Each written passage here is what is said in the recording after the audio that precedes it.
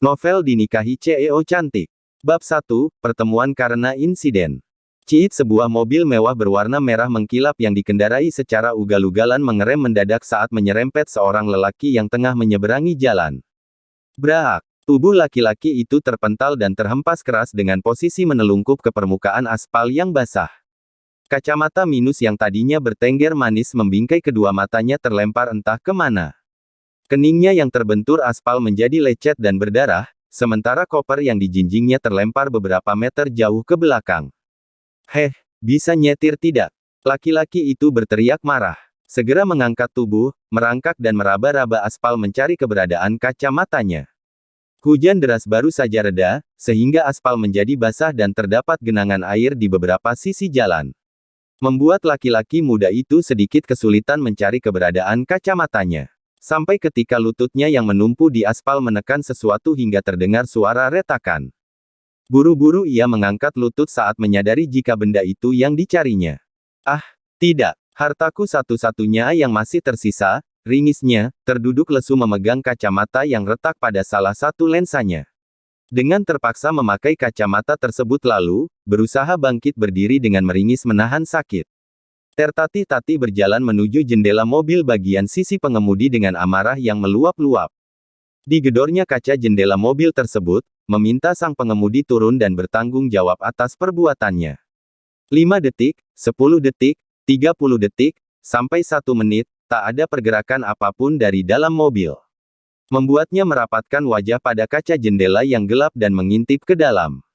Keterkejutan mendera saat matanya menangkap sosok seorang wanita berambut panjang yang terjatuh menelungkup pada setir mobil dalam keadaan tidak sadarkan diri.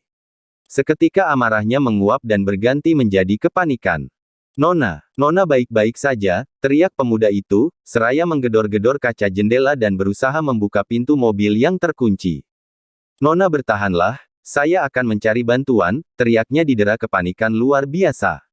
Ditariknya wajahnya dari depan kaca lalu mengedarkan pandangan ke sekitar, mencoba mencari bantuan. Tetapi sejauh matanya memandang yang didapatinya hanyalah keheningan yang tak berujung. Suasana sekitar sangat sepi dan lengang. Mungkin karena waktu yang sudah memasuki dini hari dan hujan yang baru saja reda. Hanya orang bodoh saja yang mungkin berkeliaran pada jam-jam seperti ini. Dan laki-laki itu, namanya Kaindra Alvareza atau yang akrab disapa Kai.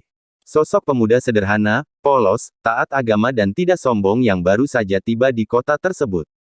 Sialnya, dompet dan ponselnya dicopet akibat keteledorannya sendiri saat ketiduran di atas bus.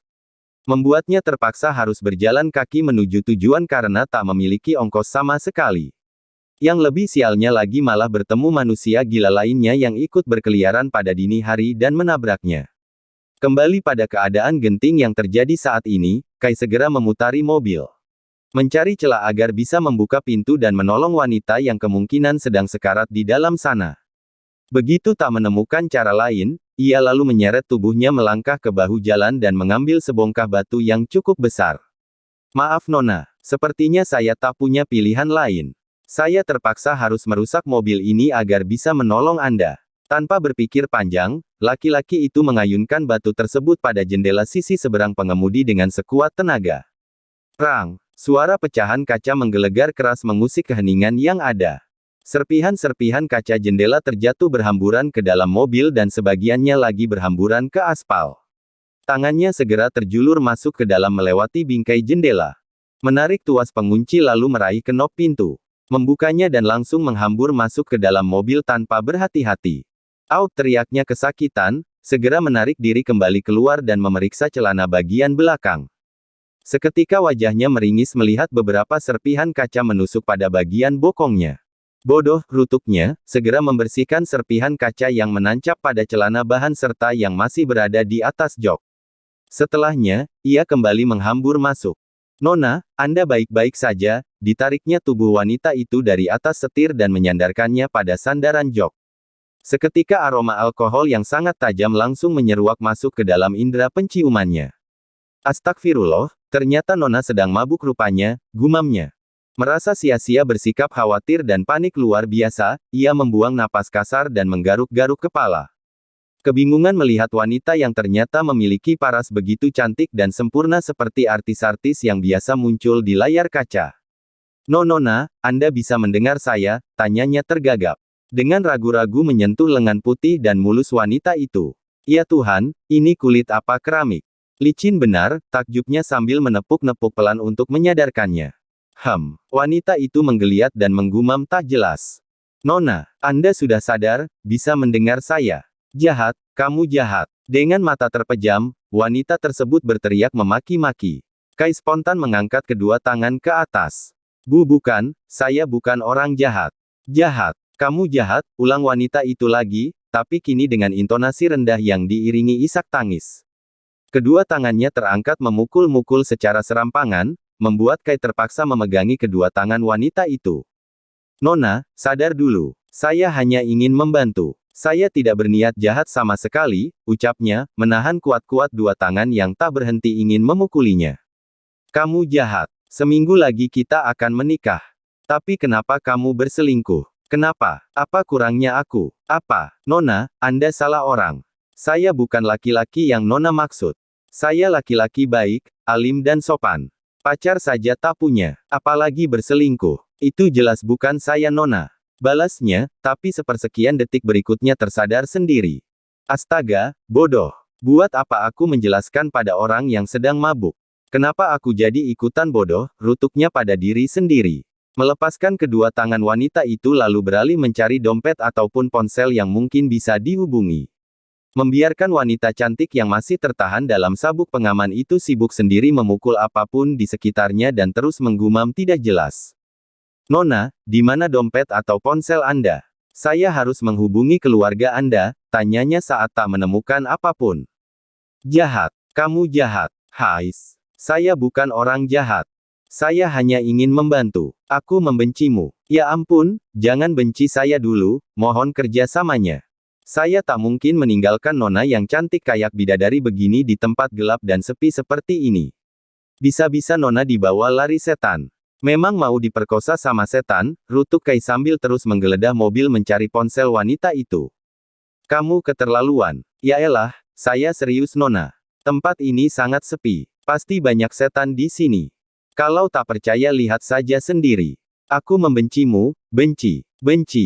Tapi aku sangat mencintaimu." Wanita itu terus meracau diiringi isak tangis yang terdengar begitu pilu dan menyayat. "Yaelah." Kai menggaruk gemas kepala, menghela napas dan memindai keadaan wanita cantik tersebut yang menggunakan one-shoulder dress mini berwarna hitam dan sangat ketat menonjolkan lekukan tubuhnya yang ramping. Cek, baju apa yang Nona pakai? Untung saja Nona bertemu dengan saya, jika laki-laki lain pasti Nona sudah habis sekarang. Kepala Kai menggeleng-geleng seraya berdecak kesal. Ia segera menjaga pandangan dan kembali fokus menyadarkan wanita itu. "Nona, tolong fokus dengarkan saya. Katakan, Nona tinggal di mana? Biar saya mengantar Nona pulang," ucapnya dengan intonasi yang begitu jelas dan dilambat-lambatkan. Wanita yang sesungguhkan dalam tangisnya itu tiba-tiba mengangkat tangan menyentuh pipi Kai. "Aku mencintaimu," ucapnya lirih sedu sedang. Kai segera menepis tangan mulus itu. Astaga, bisa gila aku. Untuk kesekian kalinya Kai menghela napas berat. "Alamat Nona di mana? Aku mencintaimu. Alamat, woi. Alamat, aku benar-benar mencintaimu. Ya Tuhan, cantik-cantik kok gak nyambung ya. Aku mencintaimu. Jangan tinggalkan aku." Iya, saya juga mencintai Nona. Hanya laki-laki bodoh yang tidak mau mencintai orang secantik Nona. Saya tak akan meninggalkan Nona, sampai Nona bisa berada di tempat yang aman. Tapi sekarang bagaimana mengantar Nona pulang? Kata cinta saja tidak bisa membawa Nona sampai ke rumah, gumamnya frustrasi dan menggaruk-garuk kepala. Kai terdiam sejenak sambil berpikir cepat. Sangat tidak mungkin baginya meninggalkan wanita itu sendiri di jalan dalam keadaan mabuk parah. Bisa-bisa besok pagi sudah ada kabar berita jika ditemukan seorang wanita cantik menjadi korban perkosaan. Bisa saja wanita itu dirampok dan dibunuh dengan sadis. Bisa saja dijual ke germo mafia, pasar bebas dan dibawa ke negara nun jauh di sana seperti yang ada di film-film maupun cerita novel. Atau mungkin juga kesurupan lalu disembunyikan oleh jin pemuja manusia cantik. Mengingat di kiri kanan jalan berderet pohon-pohon tua yang besar. Pastinya banyak jin yang mendiami pohon-pohon tua tersebut. Kalau wanita itu sampai mati, bisa-bisa hantunya akan terus bergentayangan mengejarnya. Bisa ribet hidupnya nanti. Ah, tidak, tidak. Itu tak boleh terjadi. Kai bergidik ngeri atas pikirannya sendiri. Tapi aku harus bagaimana? Terima kasih bagi yang sudah menonton.